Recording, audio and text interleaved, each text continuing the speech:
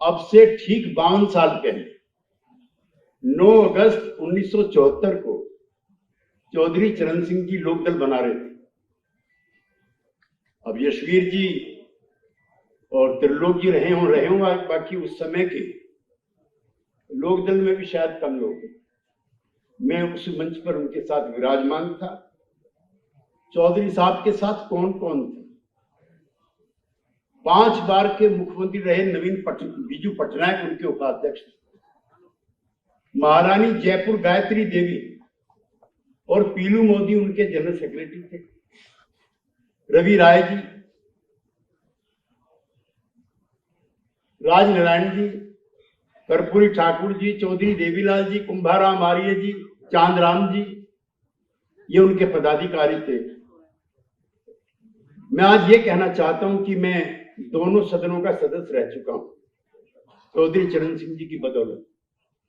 तो मैं अब एमएलए एमपी बनने के लिए नहीं, जयंत चौधरी जी को चौधरी चरण सिंह जी जैसा देखने के लिए आया।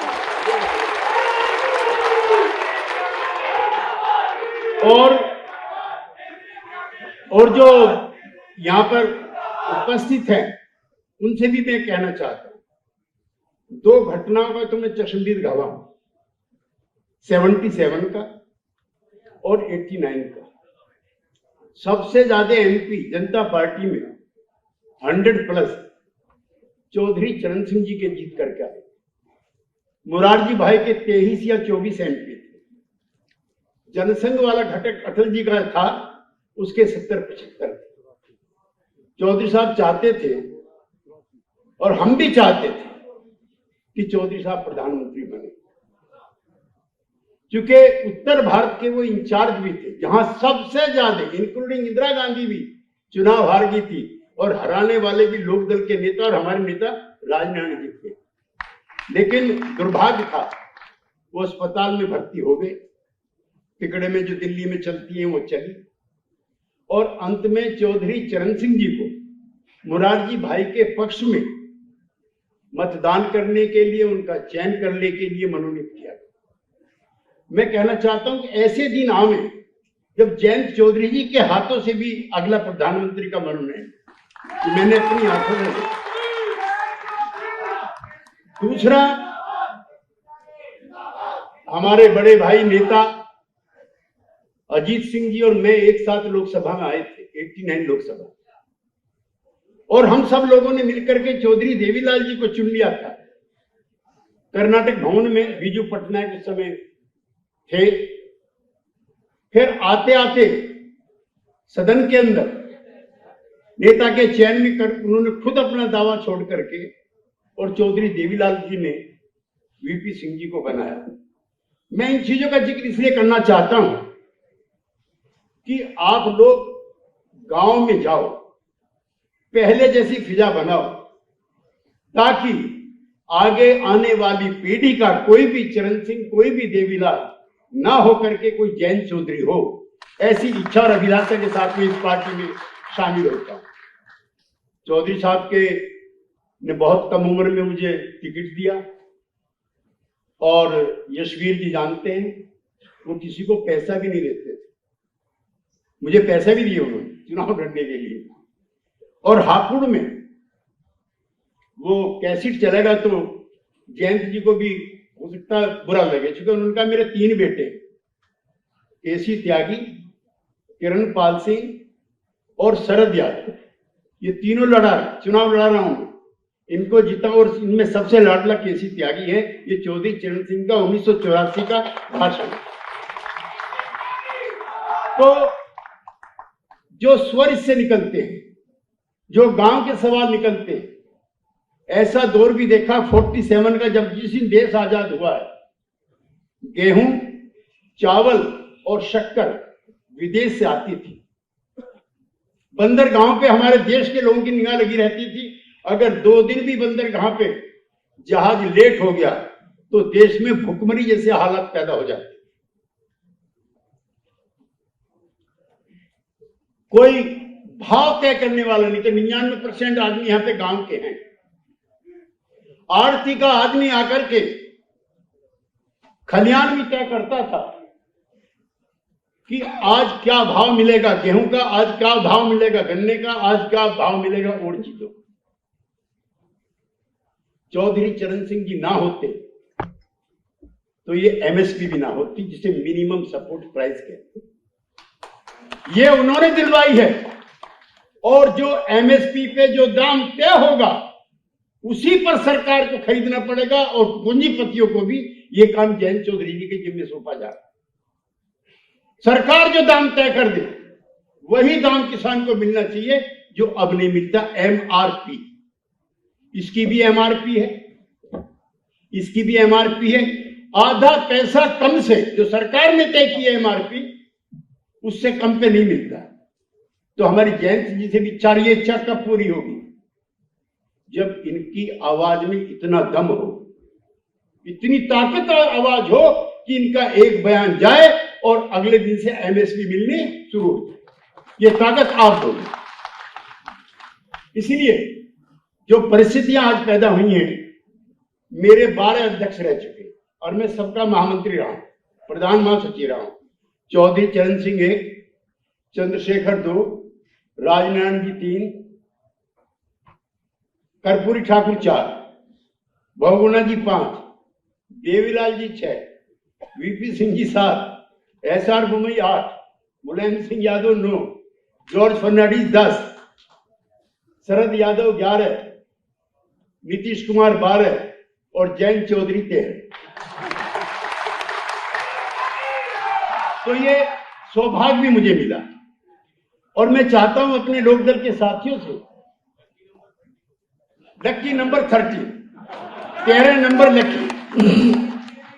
मैं कहना चाहता हूं कि जब मैं पहली बार चुनाव लड़ रहा था लोकसभा का, और मैं उन लोगों से कहना चाहता हूं जो किसान मोर्चे पर सक्रिय रहते हैं, चौधरी चरण सिंह जी को हम लोगों ने भी ठीक से नहीं समझा। जानते हैं, जिस साल में चुनाव लड़ा 1984 में, अब से 42 साल पहले, उनकी पार्टी का नाम था दलित मजदूर किसान पार्टी। वो खाली किसानों की पार्टी नहीं थी, वो अनिल जी जो आपके पूर्वज रहे हैं डॉक्टर अंबेडकर, उनके भी सपनों की पार्टी, उसका नाम ही दलित पार्टी। किसानों के साथ साथ जो आर्टिजन ट्रेड में लगे हुए लोग हैं, चौधरी साहब उस पर इतना बोलते थे, उन्होंने लिखा भी है। गांव में जो दस्तकार थे आज कहां चले गए? गांव का तेली कहां है? गांव का जूता कारीगर कहां है? गांव का बर्तन बनाने वाला कहां है? सब के सब बेरोजगार होकर के शहर में रिक्शा चला रहे। चौधरी साहब चाहते थे कि उनकी ट्रेड भी गांव में विकसित, और एक चीज नहीं थी, किस चीज पर वो नहीं बोले, उनकी जो किताबें हैं, उनका जो साहित्य है, और हम लोग जो हैं जब बैठते थे उनके पास तो लगता था कि जैसे मंदिर में किसी इष्ट के पास बैठे। उनको याद करते हैं, मन भी तकलीफ में होता है। और उन्होंने जिन परिस्थितियों में राजनीति की, मेरे घर पर एक फोटो है, शायद जयंत जी ने जरूर देखा होगा। 1947 में अंतरिम सरकार बनती है, और उस समय मुख्यमंत्री हैं गोविंद बल्लभ पंत जी। हालांकि चौधरी साहब के वो सबसे प्रिय नेताओं में से एक है। 1947 की बात बता रहा हूं, और उनके 3 पार्लियामेंट्री सेक्रेटरी, 3 पार्लियामेंट्री सेक्रेटरी जो भरोसेमंद होते हैं। 1 सीबी गुप्ता, 2, हाँ ये फोटो है सामने, ये देख लीजिए। चौधरी साहब के बीच में और इनके बीच में जो है, ये पीलू मोदी के पिताजी हैं, ये गवर्नर हैं उस समय यूपी के, और इनके बेटे फिर चौधरी साहब के साथ महामंत्री बनते हैं लोकदल के। इतनी बड़ी शख्सियत है। और तीसरे हैं लाल बहादुर शास्त्री। मैं तकलीफ के साथ ये कहना चाहता हूं, और आपसे भी कहना चाहता हूं, सीबी गुप्ता 67 से पहले 2 बार मुख्यमंत्री बन गए। लाल बहादुर शास्त्री दर्जनों विभागों के मंत्री बन गए और प्रधानमंत्री बन गए। और 67 आते आते चौधरी चरण सिंह पशुपालन मंत्री बना। इसलिए आपके सवालों के लिए लड़ते। और 67 में जब उन्होंने कांग्रेस छोड़ी है, तो इसी दुख के साथ छोड़ी। ये फोटो गवाह है इतिहास का, ये तीनों फोटो इसमें है। तो चौधरी साहब का ये भी कहना था 1952 में जब पहली पंचवर्षीय योजना बनती है तो गांव के लिए, खेत के लिए, कृषि के लिए 35% का बजट आरक्षित होता है, 35% का, और औद्योगिक के लिए 15%। 1962 आते आते कृषि के लिए हो जाता है 15% और उद्योग के लिए हो जाता है 35%। चौधरी साहब इसके लिए सवाल उठाते हैं भी क्यों, और यही कारण है कि पंडित जवाहरलाल नेहरू की वो आंखों में कसकते हैं। लेकिन हमें प्रसन्नता है कि गांव के और हमारे जिले के, मेरे जिले के किसान के एक बेटे ने देश के सबसे ताकतवर नेता जवाहरलाल की आंखों में आंख डाल के वार्तालाप तो किया। ये हौसला तो आप लोगों का बढ़ाया, प्राथमिकताएं बदलने लगी। चौधरी साहब के आने के बाद ये बदलने लगी। जो पिछड़े समाज के लोग यहां बैठे हैं, अशोक यादव जी, उनसे भी मैं कहना चाहता हूं, और जो अति पिछड़े समाज के लोग हैं उनसे भी मैं कहना चाहता हूं, भारतीय राजनीति का जो वर्ग चरित्र है, क्लास कैरेक्टर है, वो चौधरी चरण सिंह की इमरजेंसी के बाद बदलता है। मैं किसी जाति विशेष का नाम लेकर के किसी को तकलीफ नहीं देना चाहता, लेकिन चौधरी साहब जब कुछ बनाने लायक होते हैं तो यूपी में राम नरेश यादव बनते, बिहार में नाई के परिवार में, सैन परिवार में पैदा हुए कर्पूरी ठाकुर बनते, हरियाणा में किसान का बेटा चौधरी देवीलाल बनता है, पिछड़ी जाति का नेता नीलमणि राउत राव उड़ीसा में बनता है, सामने खड़े पटनायक जी बनता है, और भैरव सिंह शेखावत, ये शायद कम लोगों की जानकारी में है, उस दिन लोक दल के ज्यादा एमएलए थे जनसंघ से, क्योंकि स्वतंत्र पार्टी वहां सबसे बड़ी पार्टी हुआ करती थी। भैरव सिंह शेखावत भी चौधरी चरण सिंह की वजह से बनते। मैं चाहता हूं एक दौर ऐसा आ गए कि आपके बगैर इन राज्यों में कोई मुख्यमंत्री ना बन पाए। और पिछड़ी जाति के मैं चुनौती के साथ कहना चाहता हूं, पिछड़ी जाति के और अति पिछड़ी जातियों के जितने एमपी 77 में जीत करके आए थे, उतने अशोक जी कभी जीत करके नहीं आए। चौधरी साहब ने transformation of the class society किया। एक दो जगह के नाम मुझको याद है। आजमगढ़ से चौधरी साहब के आने से पहले कभी कोई यादव एमपी नहीं बना, जहां पर 35-40% आबादी यादव की। हमारे जैसे लोग, और यहां पे काफी आए हुए पश्चिमी यूपी के किसान जातियों ने, अब चौधरी साहब पे तो कोई और आरोप लगता नहीं, भ्रष्टाचार का उन पे नहीं लगता, धन संग्रह का उन पे नहीं लगता, परिवार का उन पे नहीं लगा, किसी चीज का नहीं लगा। हाँ, एक जाति विशेष के नेता ने ये कहकर के आरोप लगाया। मुझे प्रसन्नता है कि ईद मना करके यहाँ पे अखिलेश समाज के काफी नेता यहाँ आए हुए। मैं इनको बताना चाहता हूं, यही आपकी पार्टी, इसने ही आपको प्रतिनिधित्व दिया है। सहारनपुर का एमपी मुस्लिम, कैराना का एमपी मुस्लिम, मुजफ्फरनगर का एमपी मुस्लिम, गाजियाबाद का एमपी मुस्लिम, बुलंदशहर का एमपी मुस्लिम, मुरादाबाद का एमपी मुस्लिम, संभल का एमपी मुस्लिम, ये अपना बरेली का एमपी मुस्लिम। आजादी के बाद देश की किसी भी पार्टी ने इतने मुसलमानों का एमपी नहीं बनाया जितना चौधरी चरण सिंह। इसलिए मैं आप लोगों से भी कहना चाहता हूं, आपकी पार्टी यही पार्टी, वो आप किसान के हिस्से हो। इन्हीं के जैन चौधरी जी के पुरखों ने आपको रोका था पाकिस्तान जाने से। पश्चिमी यूपी में जितनी भी किसान जातियों के लोग जो मुसलमान बने थे, चाहे त्यागी थे या जाट थे या ठाकुर थे या मलुक नागर जी की बिरादरी के थे, जब ये गांव से जा रहे थे पाकिस्तान के लिए, तो जैन चौधरी जी के और हमारे पुरखों ने मिलकर के कहा था नहीं आप यहीं रहो, ये भाईचारा बना के रखो, हम गारंटी लेते, हम जिम्मेदारी लेते, इसी शान शौकत के साथ रहोगे जैसे हिंदू भाई रहते हैं। और ये भाईचारा चौधरी चरण सिंह ने पैदा किया।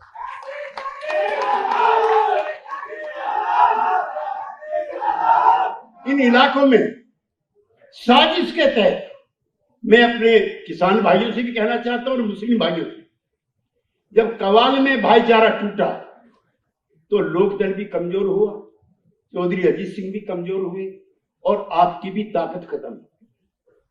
2 या 3 पटक गया, उस समय 10 या 11 थे। इसलिए जयंत चौधरी ही तुम्हारा नेता है, लोकदल ही तुम्हारी पार्टी है, आओ इसमें रहो और अपनी हिस्सेदारी करो।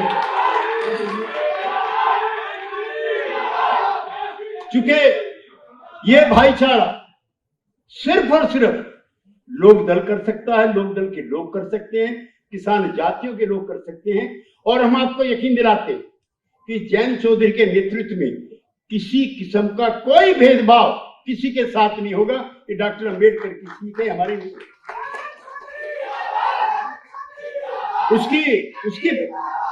उसकी प्रस्तावना में लिखा कि भारत के हर नागरिक को irrespective of caste, religion, sex सबके बराबर अधिकार। आपके किसी के अधिकारों में कटौती होगी, जयंत चौधरी सबसे आगे होंगे, ये यकीन के साथ आप यहां से जाए। मैं बहुत और इसको लंबा नहीं खींचना चाहता। जयंत जी के कई राजनीतिक कार्यक्रमों में सांस्कृतिक तो आपके कम होते हैं। एक चीज मैं जरूर कहना चाहता हूं कि ये भारतीय राजनीति का संक्रमण काल का दौर है और जनता दल में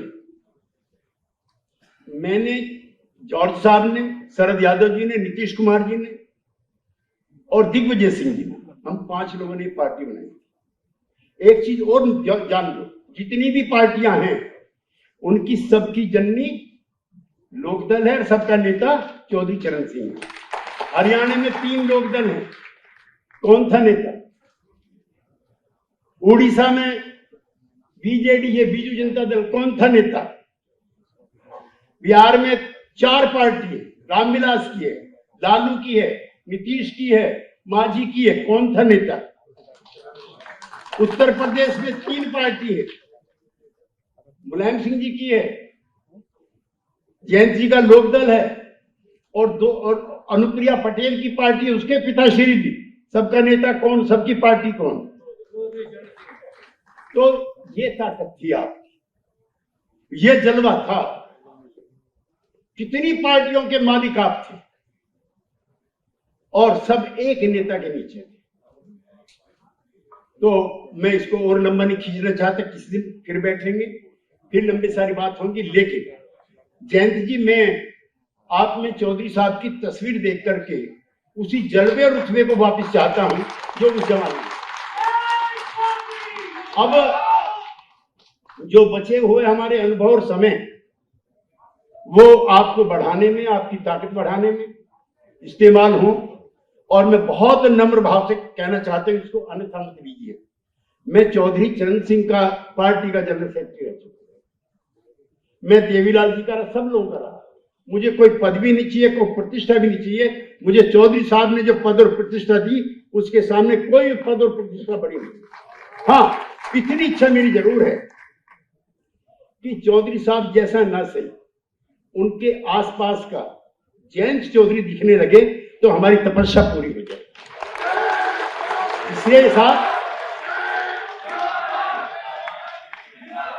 इसके साथ लोकदल में आने वालों की मेरे पास लंबी फहरिस्त आई है, जिसमें अशोक यादव जी के अलावा कई एक्स एमएलए हैं, एक्स एमपी हैं, एक्स मिनिस्टर हैं, जिला बोर्ड के चेयरमैन हैं, ब्लॉक प्रमुख हैं, नगर पालिकाओं के अध्यक्ष हैं। 2027 आते आते ये पार्टी ऐसी हो जाए कि जयंत चौधरी सबसे आगे बैठे हों कि उत्तर प्रदेश का मुख्यमंत्री कौन बने।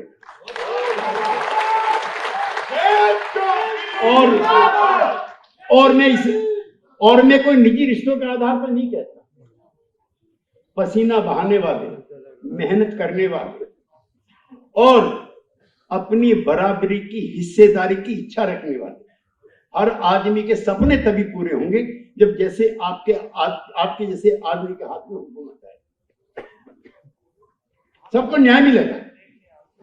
यहां ईद मना के जो आए हुए लोग वो बेखौफ ईद मनाएंगे, जैसे शिवरात्रि मनाई जाएगी उसी रतबे जलवे के साथ ईद का त्योहार भी मनाया जाएगा। जैन चौधरी के निजाम में कोई फर्क नहीं होगा। शिवालय की आवाजें और ईदगाह से आई हुई आवाजों में कोई फर्क नहीं होगा, कोई बंद नहीं होगा। ये चौधरी चरण सिंह के समय में हमने देखा, वो अपनी छड़ी उठाते थे। मुझे मुरादाबाद का दंगा याद है, वीपी सिंह जी मुख्यमंत्री थे। जो चौधरी चरण सिंह की मानने वाली कौमें थी, 40 दिन तक चला है वो। लेकिन चौधरी चरण सिंह की जो कौमें थी मानने वाली, उनको जो अपना नेता और रहबर मानती थी, वो लठ लेके खड़ी हुई थी, खबरदार अगर बेइंसाफी किसी के साथ। तो इनका आना इसलिए भी जरूरी है कि जो असमानता है, गैर बराबरी है, इंसाफ की तलाश में जिनकी आंखें पतरा गई हैं, उनको इंसाफ दिलाने का काम ये नेता करेगा, इसकी पार्टी। मैं इसी के साथ अपनी बात को समाप्त करना चाहता हूं। और ये घर वापसी नहीं, ये तो मैं कहीं भी रहा, आप सब लोग गवाह, हाथ उठा के बताओ, जब भी टीवी देखी चौधरी चरण सिंह के अलावा मैंने किसी के सामने सिजदा नहीं किया। वही नेता था मेरा, वही गांव के सवाल थे, वही किसान के सवाल थे। यहां पर चला लंबे समय तक किसान आंदोलन, मेरे से ज्यादा मुखर होकर के शायद कोई नेता बोला हो किसानों के समर्थन में। इसीलिए अब ये पद और प्रतिष्ठा, माफ करना जैन जी, ये आपके दादाश्री मुझे इतनी दे चुके हैं, मुझे किसी की जरूरत भी नहीं। लिहाजा आपका नेतृत्व बढ़े, चौधरी साहब का लगाया हुआ जो पौधा है लोकदल, इस पे फल आए, और वो फल कोई एक नहीं, हम सब समाज के लोग मिल बांट के खाएं, ऐसा समाज बने। बहुत बहुत धन्यवाद।